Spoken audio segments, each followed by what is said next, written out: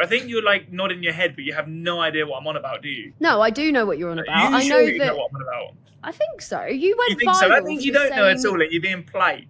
At the end of No, I do 2019 know, George. Actually, I do know. Okay. Because you went viral for doing a PowerPoint presentation to try and get yourself a seat on a team. Yeah, you don't know what I'm talking about.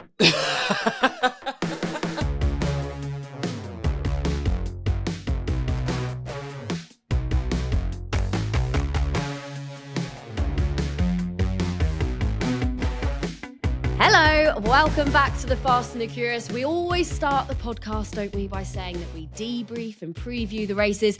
And we also say that we speak to some of the biggest names in the sport. And my God, we are delivering on that promise today. I'm Betty Glover. Hello, Greg James and Christian Hugill. Hello there. Good morning, afternoon, evening, Betty Glover. I am in Italy and I can look out my window at a blue sky and a swimming pool. I'm not anywhere near Imola, though, unfortunately. Wish I was, but I'm not. So. That's a shame. Whereabouts in Italy are you? Assisi? It's near, sort of near Pisa, sort of. We're near where Francis is from.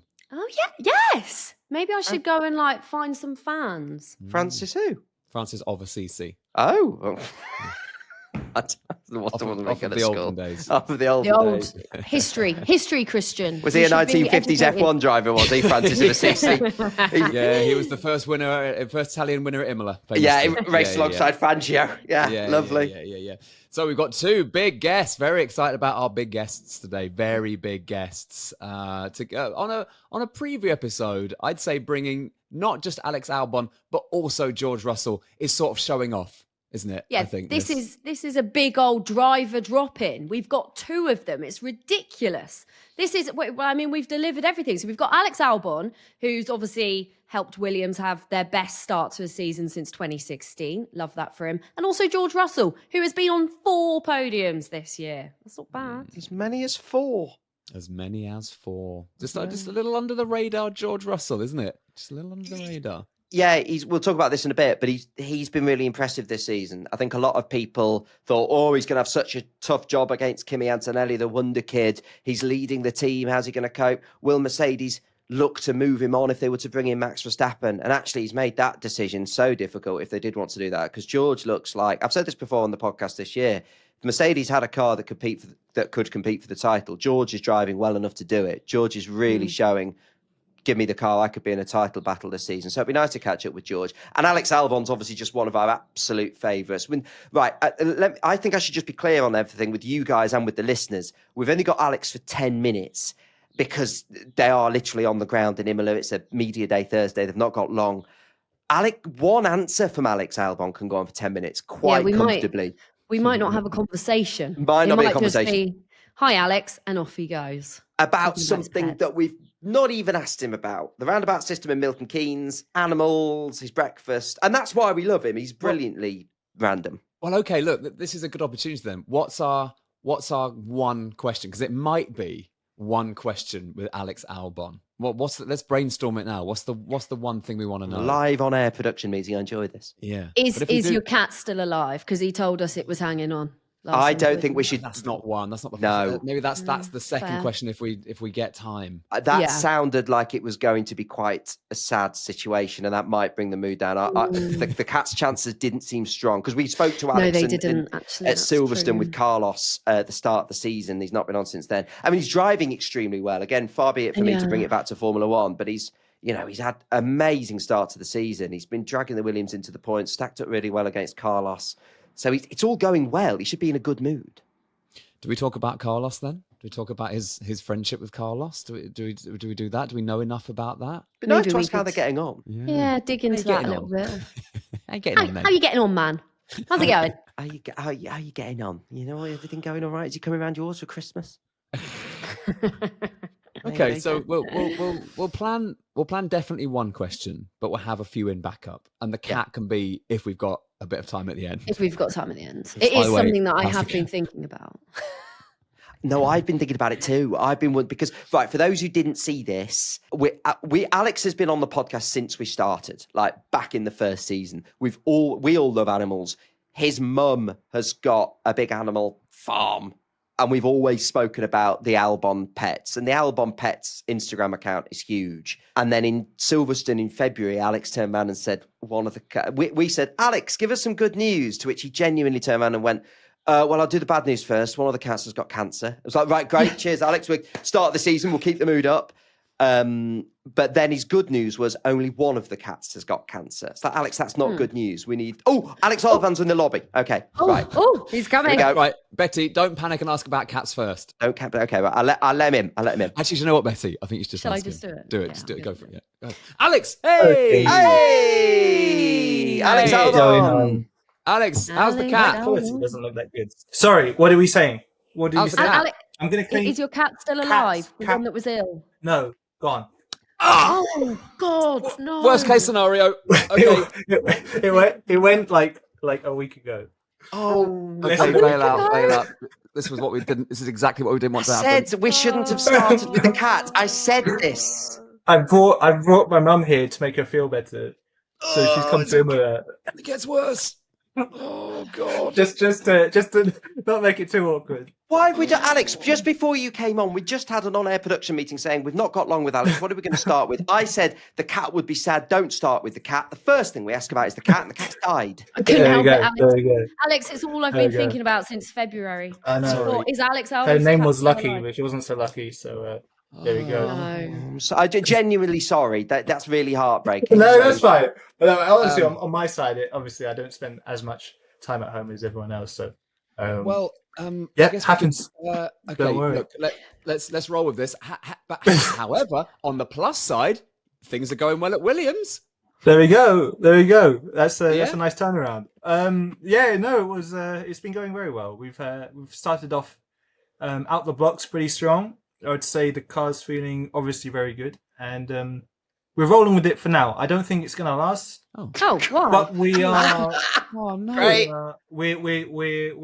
We're soaking it in. I think that the real, not sounding too technical, but we obviously know other teams are going to upgrade their cars pretty soon, if not already this weekend. And so we might fall. I don't think the thing is we're actually in a point where even if they bring upgrades, we still might be quicker than other cars. But yeah, I mean, last race was amazing. You must be really enjoying it, are you? It looks like you're having the I time am. of your life. It's a weird feeling though, because you of course you're enjoying it. At the same time, it feels like every weekend is a time to take the chances, take opportunities, execute well. So there's a feeling of it's not expectation, but it's more just there's a bit of pressure in terms of we got a car now. We can go into every weekend and we can score points. So we should score points. But yeah, I'm enjoying that. Have you been lying to us as an outfit, Williams? Because it felt to me like at every point it was we're focusing on 2026. Like you could ask James Vowles what he was having for breakfast, and James would go, "I'm actually focusing on my breakfast for 2026." Actually, like it's all been 2026, and then you've come out the block and it's been Long like, life cereal. yeah, Williams are great. Like you look quicker than Ferrari at times. Like what's happened? How are you this good when you were promising us that you wouldn't be? Time and time again, it's proven not to hype before a season starts. I think every team has now learnt that. But saying that, it's not that we expected huge things. I think that we expected a good step, and we'd be lying if we said we're doing better than we expected. I don't think by much, but we are doing better than we expected. At least, I mean, that might be a personal opinion. You should ask James. Maybe James is saying, yeah, that's expected. But on my side, I've been pleasantly surprised with the step we made, and it's good for us. It's really good for us because everything that we've done from last year to this year, what we've learnt and why the car's quick, will apply to all the cars that we make in the future. You know, I think that we realise, look, actually, this direction that we're going in is the right way. So that's positive. I can't wait to see 2026 car. You're going to be flying at this rate. Well, Don't hype it. let's see. Don't hype Because it. yeah, what's your expectations on our side? We're just. I feel like these regulations have been so good. We've had enough time to catch up to the top teams, and just as we catch them up, it's another reset. And I hope the gap doesn't. It will increase, that's for sure. But I hope it doesn't increase too much. To answer your question, I think our expectations on Williams are we're going to say the same, pretty low. We're just expecting total dominance and at least 5 seasons of Williams World Championship. For So sure. again, there's no pressure from us, Alex. It'll be fine. Alex, you're going to be back-to-back world champion. Back-to-back world champion. You're going to be Back-to-back world champion as flying. well.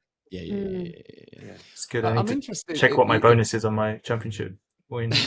Yeah. So it seems like so the mood would be cautiously optimistic. It seems like at the minute, but with a with a little question mark on the horizon of we'll just see how it goes in the next few weeks. I'm amazed. Well, not amazed. I'm really I really love hearing honesty from inside the team of like, we're not sure how the next couple of weeks is going to go. That's I think it's why people like Williams, because you sort of wear your hearts on your sleeve. I think there's no dreaming going on, and at the same time we are kind of big, especially with our investors, Doralton.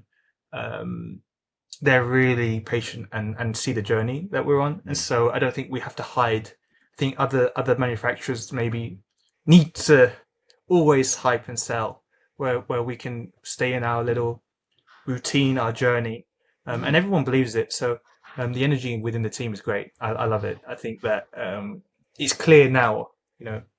There's a lot of talking, but at the same time that James is doing behind the scenes, getting the team, moving them forwards. But it's great that we can back it up with results, and it just makes it feel like we're all in this little. I say little. There's a lot of people in the team. It's a big journey together.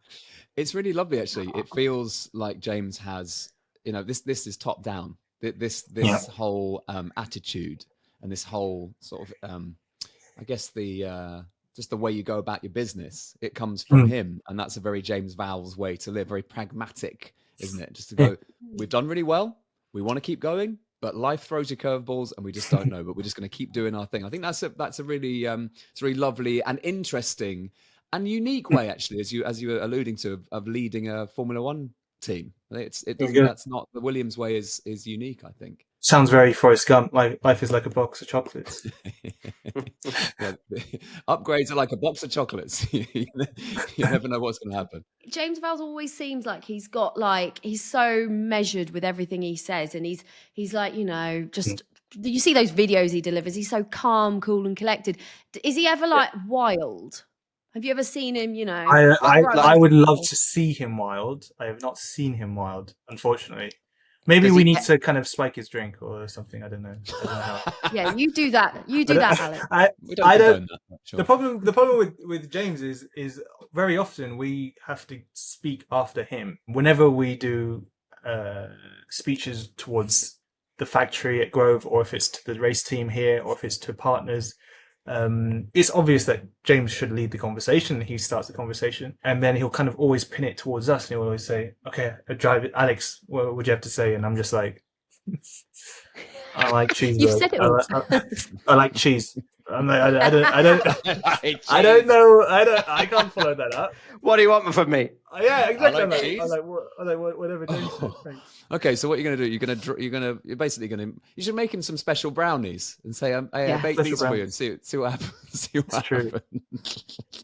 I think he needs the opposite. I think he needs like something a bit more punchy, a bit more. Okay, mushrooms. He's already. A couple of shots of vodka. Oh, vodka, yeah. I'm going to move this swiftly on. Please. Alex, just to take you back to Miami for a second. I obviously am around you guys a lot, see you all in the paddock, and I have never seen the Formula One drivers happier than I. Say that again. I mean, I'm nodding in agreement, 100%. Happy. Well, finished yet, Alex? the Lego, isn't it? You knew exactly where I was going with it. I have never seen a group of 20 top-level athletes happier than when they were given Lego cars to drive. Talk to me about that, because I've just never seen you all look so happy, you big kids. It may be the most fun we will have this year. People talk about, you P5. All I can remember was a Lego race. It was... I don't know why, but you're right. We are just 20 kids. And I spoke to Stefano afterwards. I was like, because I think obviously he was a big part of that. And I was like, what's the plan? What we're going to do? We're going to do a championship? We're going to do a whatever's left, how many races are there? 18, 17 races. We should do a Lego championship. Oh my for our God, you track should. day every. Oh, they'll be all over it. I said that it'd be amazing. I mean, the chaos we caused, the debris on the track was insane. We crashed with George in the last corner. These things are heavy. The Lego pieces, a lot of Lego pieces is heavy. So we damaged the wall. So there was a huge clear up. But so much fun. I think if they increase the speed, maybe to, I think we were stuck at 20 miles an hour. No, 20 kilometers an hour. Because I was thinking about running and pushing Carlos. But I thought at 20 kilometers an hour, I don't think I'd be much use at that. But still quicker than Formula E. So, it's not all bad. Have you ever been to Legoland, Alex? I have. I love Lego. I'm a huge Lego person. Oh, we all, yeah. It was very, very cool. I just thought to myself how well done they were. Like, even you guys most probably didn't see, but the way the batteries were done and the layout of the monocoque was really good. So clearly a lot of money spent and then a lot of money damaged. So that's F1, isn't it? The offset. The net gain for Lego was enormous to see the sort of most famous drivers in the world having a ridiculous. I think time. Lego as a marketing brand are nailing it. Like they've got so many great collaborations with different companies around the world, with different franchises, whatever. If they'd like to sponsor a podcast, we are available. Hello to you, Lego. What would you do? Have a Lego microphone? Yes. Lego microphones. Mate, we'll do anything. We do anything on this podcast. I can do anything. Yeah, I'll get them to build a Lego extension on my house, and it can be the podcast room. That'd be nice. Have you seen them videos of people who make Lego walls? Like they'll take a column of their house and they'll you can like put secret doors and you can open walls in your house and they have like little nice sets. I think we've just had an insight into what your post-racing career your life will be like. Just before we let you go, because I know you're on a bit of a time restraint, we have got George Russell coming on after you. Is there anything we need to ask him? Can you give us a good question? What's he been up to recently? Yeah, give us some insight. Give us some intel. I was in Monaco last week and I asked him like, all right, let me know if you're up to do anything. I'm free, basically. He said, "Oh yeah, I'm busy. He was on a yacht for 2 days. So he aired you, basically. He aired me. He didn't tell me what he was doing, but he was on a yacht, literally in Monaco. So I was but George's aesthetic is, in my head, I always think he's on a yacht. Yeah, yachts and linen shirts. That's sort of where I imagine him. Yeah. That's fair. jumping from yacht to yacht. Yeah, that's fair. And you're right. Yeah, Betty with the linen and sort of looking like off-duty James Bond. Yes. I think that's a fair statement. I'm trying to think is there any I've got on George? Yeah, come on, Alex. I didn't even ask, but we'll take. Yeah. Let me look at my messages and see.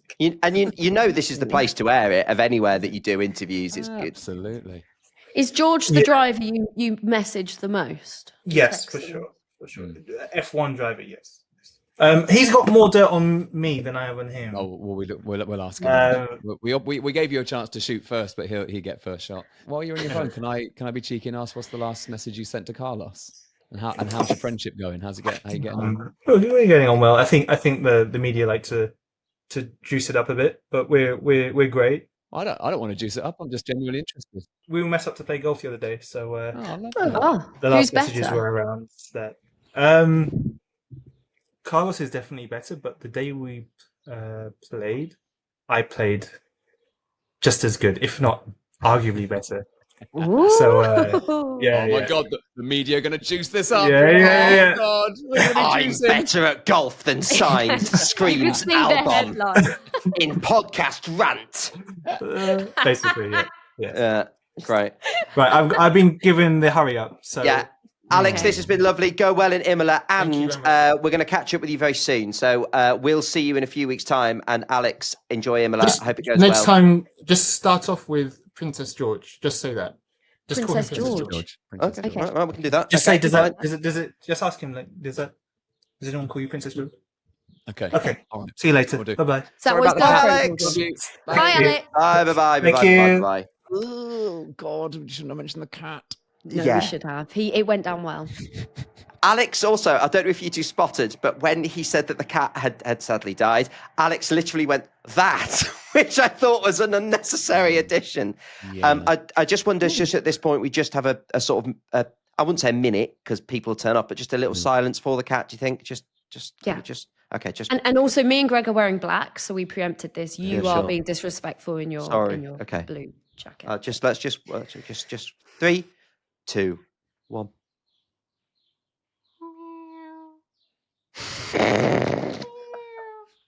Stop it. Oh my God, the cat lovers are going to be onto us. I'm moving us I on. was going to do a minute of meowing. No, we can't do a minute of meowing. No. Meow. Hey, he's in good spirits, isn't he? Oh, I love him. Brilliant should- lad. And he should be. Williams have had a great And start to the should be. season.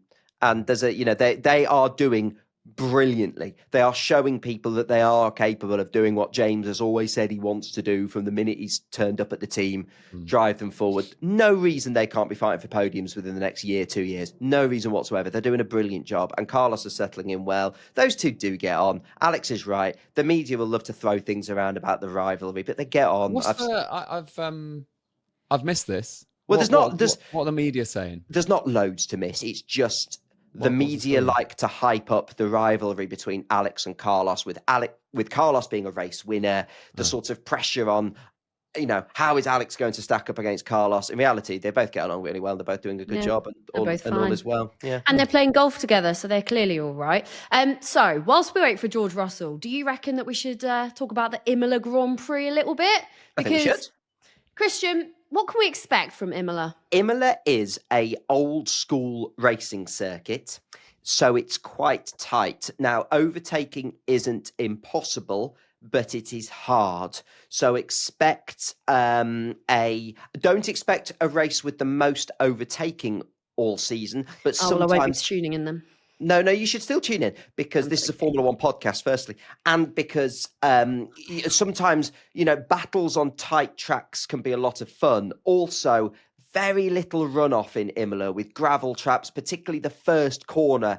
It's tight. You can get first corner chaos.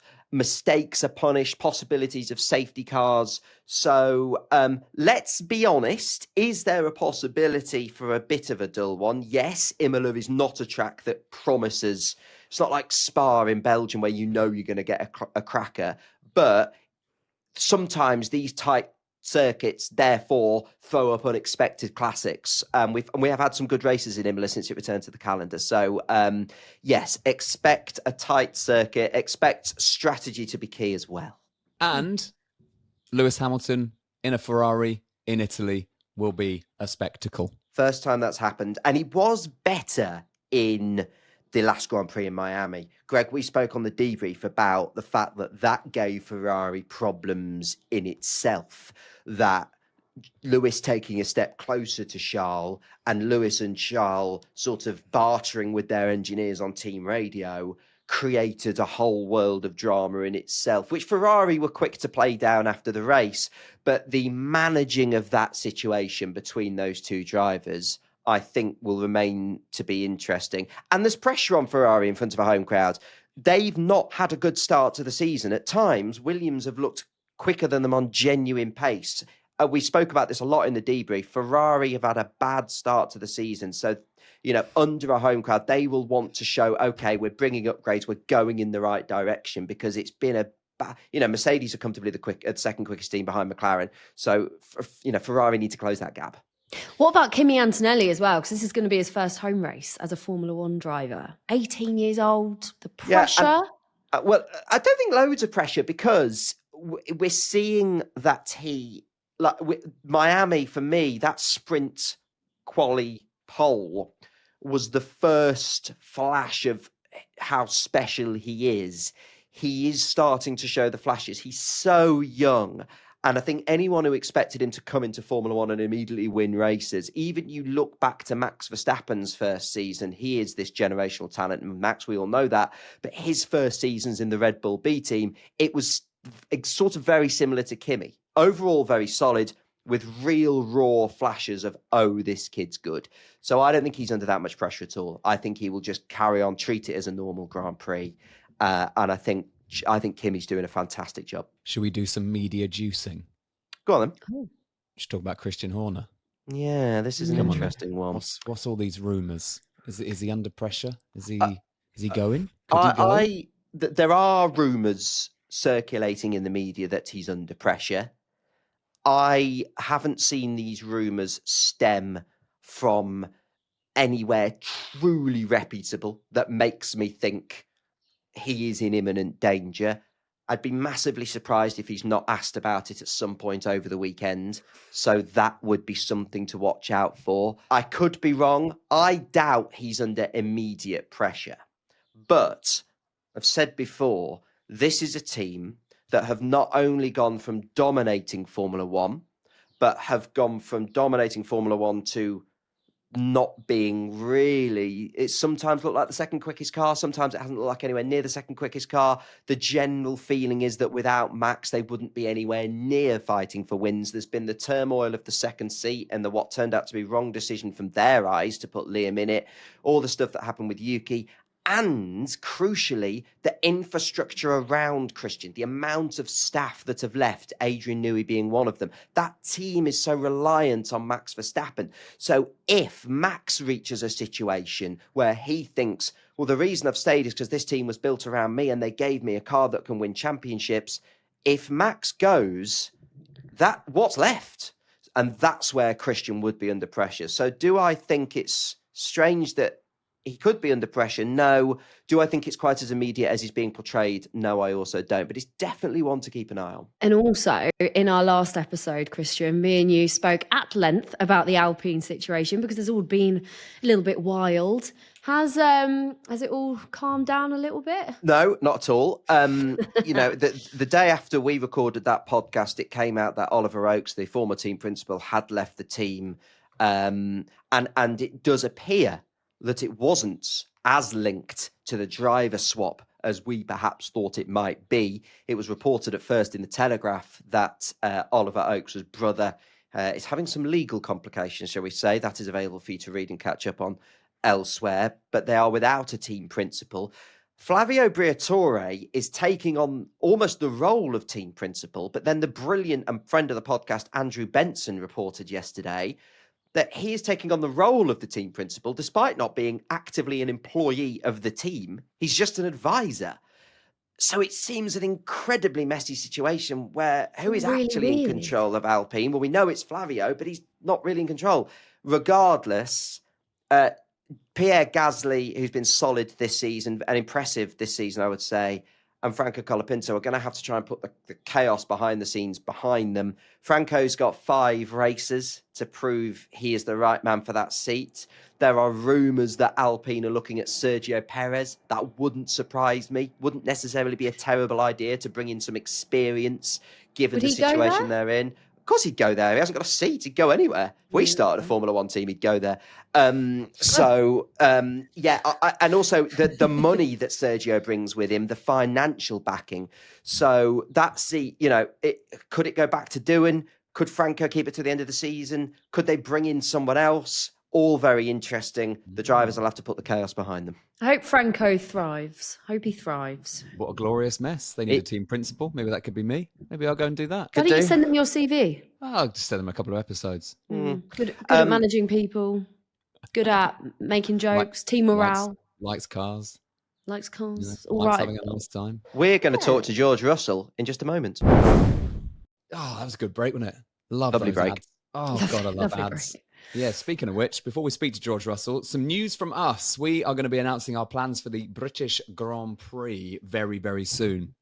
And it's not too late for you to be there as well. We've been telling you about the brilliant team at Gullivers Travels, who we've teamed up with over the past few weeks on the podcast. Hundreds of you have got in touch with them to talk about going to the Monaco Grand Prix, but they can, of course, help you go to other Grand Prixes this year as well. Isn't that right, Betty? Grand Prixes, yeah. They've got packages available to help you get to the final race of the season, Abu Dhabi. And let's be honest, the way that this season is going, that could be a title decider. You could go and witness the bright lights of Singapore as well for one of the most spectacular races on the calendar. Or, and this is possibly the best one, and they sort out everything, by the way, they could sort you out a trip to Silverstone. And that can mean seeing us, which That's why it's the best one. is the greatest prize Let's of be honest. all. You can see us on stage. Lucky you. This isn't their tagline, but it's like going to a good thing without the faff. That's literally it. And what I like with them, so you can choose what sort of ticket you want. You can personalize that. I mean, you can personalize the whole like package. If you fancy a tour, they can sort that out. If you want to change your travel options. So if you say, for example, went abroad and you were like, actually, I'm going to stick in Singapore for a few days after to explore it, they'd sort that out for you as well. They sort your transfers to and from the circuit, which is always the thing people forget about. They get to the Grand Prix, they get to their hotel, and it's like, oh God, we've got to get to the track in the morning. How the hell are we going to do that? They just sort all of it out so you can focus on just having a best time. And also, I really like this about them, like they're actual people. So you can ring them up and speak to a person rather than an automated phone line, which really annoys me. Like you can just speak to a human and they can just sort it for you. So you can just focus on the actual race. They're really brilliant. And I'm really glad that our listeners have been getting in touch with them to help them go to Grand Prix because it's great. Well, look, if you were thinking about doing a big trip and you've saved a bit of money up and you want to treat yourself and this could be a cool holiday, then you can have a look at all the links that you need. They're in the description of this episode. Thank you. Well done, Greg. Should we do a guest? Let's do a guest. I would like to do a guest, but only if it's George Russell. Well, you are in luck, my friend, because beaming live from Italy is George Russell. Hello. Oh, George! Oh, look, it's Princess How are you doing, George. guys? Oh, straight in there. yeah. Well, it's only because Alex told us. I don't know what that means. Alex told us. What's your response to that? But my response to Mr. Albon is, thanks, mate. Much appreciated. What does it mean, George? What's the reasoning behind it? I don't know what the reason is, to be honest. It came from when we were both teammates in junior formulas, and I was quite pushy with my team with a few things. Like I wanted things to be perfect, So I think they didn't like my either OCD-ness or my attention to details. I think they started calling me a bit of a princess, which I kind of took as a bit of a compliment, because that's just how I roll. But I guess it's that. George, the reason we say this is because we obviously had Alex Albon on before you. We asked him what the first thing we should ask you is, and he said, well, firstly, call him Princess George and see what reaction he gets. We did. And then he also said that you basically stood him up in Monaco the other week and it appeared you were on a yacht. I mean, fair enough. It sounds like you're having a lovely time, but what happened there? Yeah.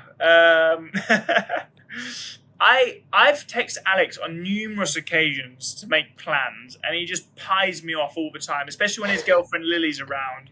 He's one of those who wouldn't get back to you in weeks, and then the girlfriend leaves. He's like, "Hey mate, you fancy a coffee?" I'm like, now you want me. So I just presumed he wouldn't be around. So yeah, we was on the boat at the weekend. There may have been space for him, may not have been space for him. I don't know. I dropped my friends off after we got back to Monaco, and Alex was sort of just standing there at the entrance of his apartment, like, "How was the weekend on the yacht?" And he said it with his shopping bags in his hands as well. He had just been to the supermarket. He was like, "Yeah, how was the weekend on the boat?" I was like, "Yeah, sorry, mate." So I said to Alex that you really suit yacht life, George. Thanks, you look Yeah. absolutely sensational on a yacht. You live in your. I said you look like, and I hope you do take this as a compliment. You look like off-duty James Bond. Off-duty James Bond. Wow, that is That's a big compliment. That is a real big compliment. Yeah, I mean, you got the look is sensational. I mean, it's sort thanks, of not that it was just on my phone anyway. I've just been scrolling. But, I mean, look screensaver at now. this stuff. Yeah, look at thanks, mate. this on a Saw dolphins. paddleboard. Crazy. That's what I mean. I mean, James Bond probably wouldn't be playing Uno. Yeah. No. It's like substitute the Uno cards for poker. Yeah. And you're there. But I don't I know love how Uno. many times he's done Uno Uno is like my reverse. favourite game. Uno reverse is the best Uno as well, by the way. Yeah, it's okay. All right, I'll take that into consideration. Did Alex? I may have told you this story, but did Alex ever tell you who chauffeured him to the hospital when he broke his collarbone? No. Me. That was me. So we were cycling. He was a year older than me. And I think Alex has said this a few times about being the alpha male. He wants to show them who's boss. So I'm the young F3 driver. He's the F2 driver. And I think he was trying to flex his muscles a bit. So we're going down this hill, flat chat on a bicycle. And he just hits the brakes. And he goes head over the handlebars, bang, bang, bang. Sits up, lifts his arm yeah, I'm not okay. Broke the collarbone. And then I had to chauffeur him to the local hospital, of which he was complaining of my drive, and every time I hit the tiniest of bumps, wheeled him into the hospital in a wheelchair, and that was half a season down for Albon.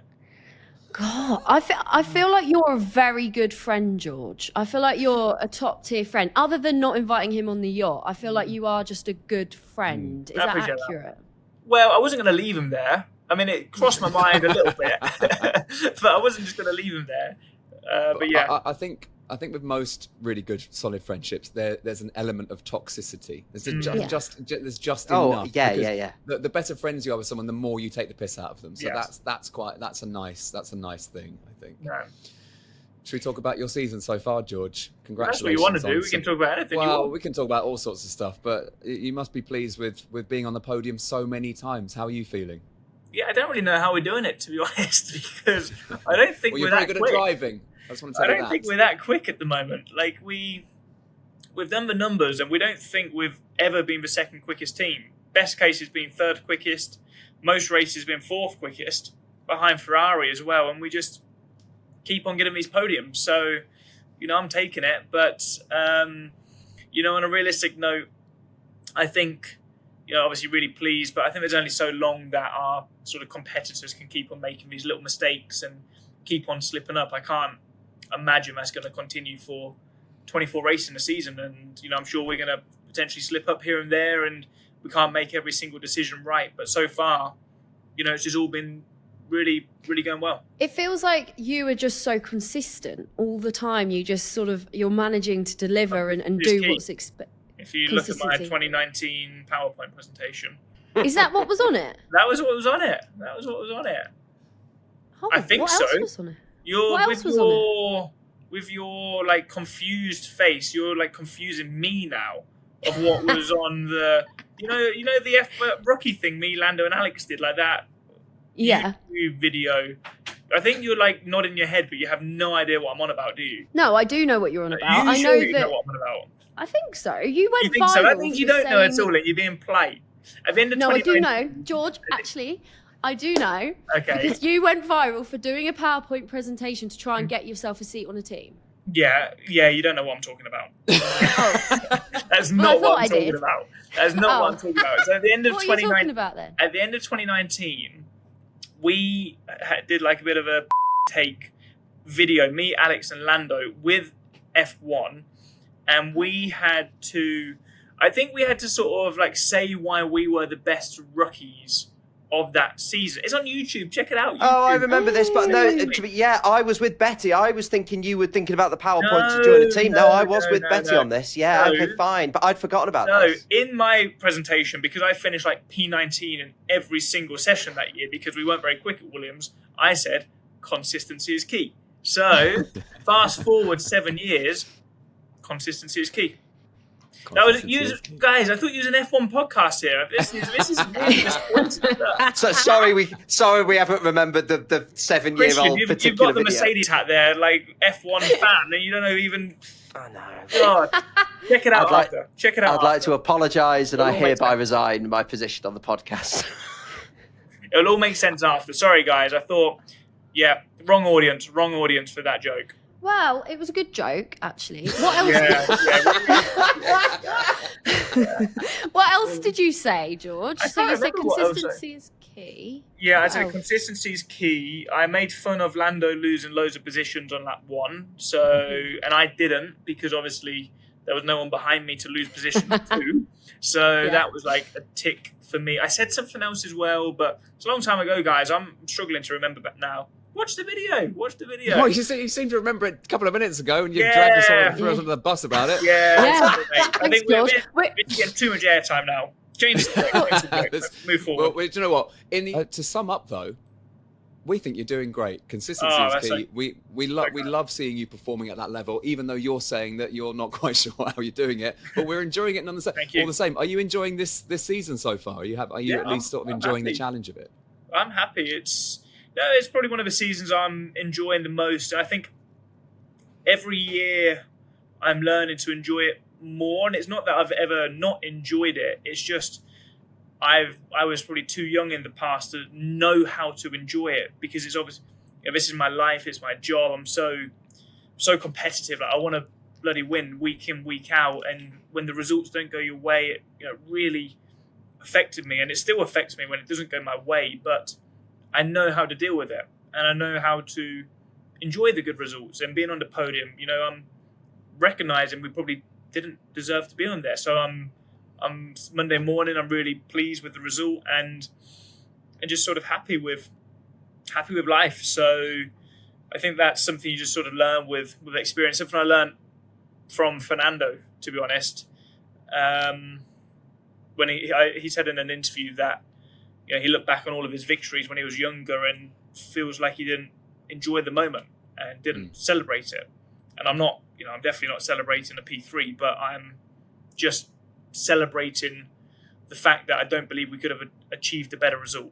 And that's my job. My job is to get the best result possible with my machinery, whether that's a win, podium, top 5, whatever. And I feel we've achieved that so far this year. That's a really nice outlook. And it's interesting that you're sort of taking what Fernando Alonso said and trying to implement that. I wonder, do you give advice to Kimi Antonelli? Because obviously he's your new teammate and he's just 18 years old. You must be sort of giving him bits of your wisdom. He's a cool cookie. He knows what he's doing. He's got such a good team around him, and obviously the team at Mercedes are really trying to mentor him and take care of him, because obviously it was such a big risk for Toto as well. But Kimi is delivering the goods, and we saw it in Miami where he did a really great job. And I've always said it: if you've got the speed, you've got the speed, and he doesn't need to be taught any of that. And you're learning your own journey as well, because everyone's different. What works for me may not work for someone else, and vice versa. So I've always said to him, look, if he wants to ask me anything, I'm here. Well, on that, George, we had Kimi on the podcast a few weeks back, and me and Betty were chatting before we spoke to Kimi, and Betty said, is he still at school? And we had a look, and we couldn't see anything on it, and we asked Kimi, are you still doing your schoolwork? He said he was, and that went massive. You must have seen that. It was everywhere, and that was our fault. That was Betty Glover's fault in particular. We asked him about the school thing. Great. And Kimi said to us, well, we asked, have you asked George for help with your homework? And he said, no, I will do, though. I'm going to. Did Kimi at any point come to you for help with homework? I mean, he has asked me for a bit of help with his maths, to be honest.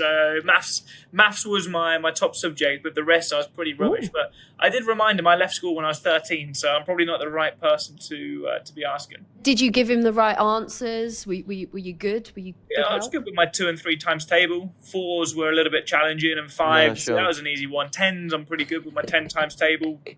That's easy. 10s is easy. Sorry to ask a semi-serious question. When you say you left school at 13, did you have to do all the catch-up work when you were obviously racing, or was it different that back then? Could you just get on with racing? You're talking like I'm from the 90s. Back in Excuse me, as someone who is from the 90s, George, I resent that statement. The 90s shouldn't be seen as... my day. Yeah, but unfortunately, George, you got to face the facts. Kimi is an actual child, he is. Unfortunately, we've all got to face it. So life is moving. Life is moving. We're just sat here, doing our thing. No, I did. Did I catch up on much, and did I do a good job of that? Maybe not so much. Racing. All the light of his camera is horrendous. Sorry for that. It's pretty woeful. No, you look right. I'm sat. Toto's not here this weekend, so I've stolen his chair. So I hope he's not watching. Does he watch your podcast? Because he won't be happy if I'm. You sat. did this last time. Yeah. George. Did I? Yeah. I feel like is this a theme, isn't it? Yeah. It's nice. We like it. It's very broken into the headmaster's office Alright. or sort of, trying to emulate the evil emperor, Yeah, I in his mean, big- in his big chair. Toto's actually at his son's graduation this weekend. So his son has graduated. So Toto's in LA, so he can't come in and slap me on the wrist for sitting in his chair now. So he's a long way from home. So I'm gonna soak it up while I can. Do you fancy being a team principal one day? I think you'd be Oh, really good at that. Not for the time being, no.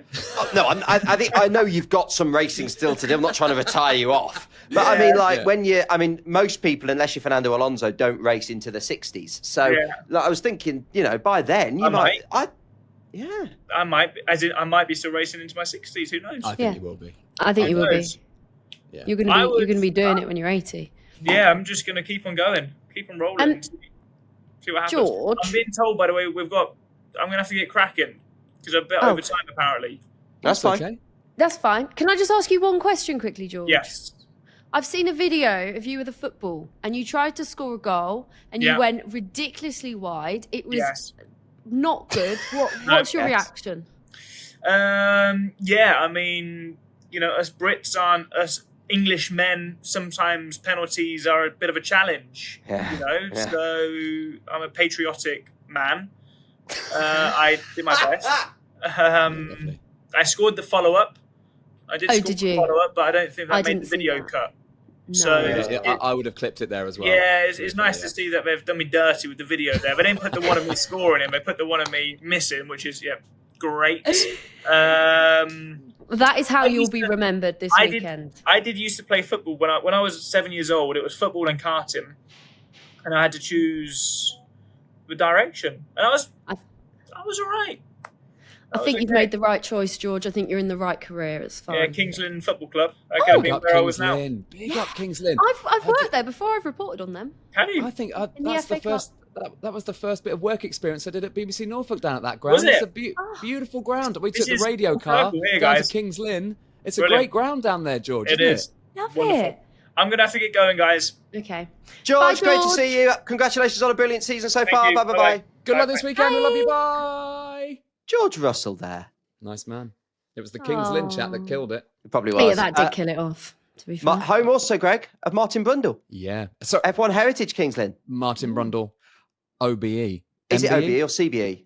MBE. Hang on. OBE. Hang on. I'll look. We need to get this right. Phil, I'll look. Phil, you two talk amongst yourselves.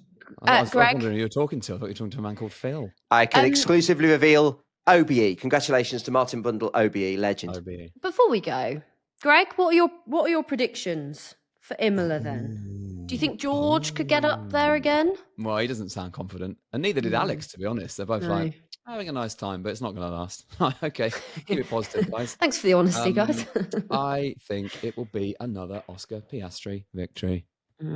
I totally agree with you. I think Oscar will win it as well. And I'm going a podium. I'm going to give you my podium, because why not, of a Lando Norris win, an Oscar Piastri second, and a George Russell third is my Lovely. prediction. That's a solid for podium. you there. I think we are due a weekend where Lando has shown these flashes where he's going to be quicker than Oscar. I think it'll happen at some races. I think we're due a Lando win. I think that will be this weekend, is my personal prediction. I think McLaren will be comfortably quickest. I'd like to see that. Well, I think it will go Oscar, Lando. Alex.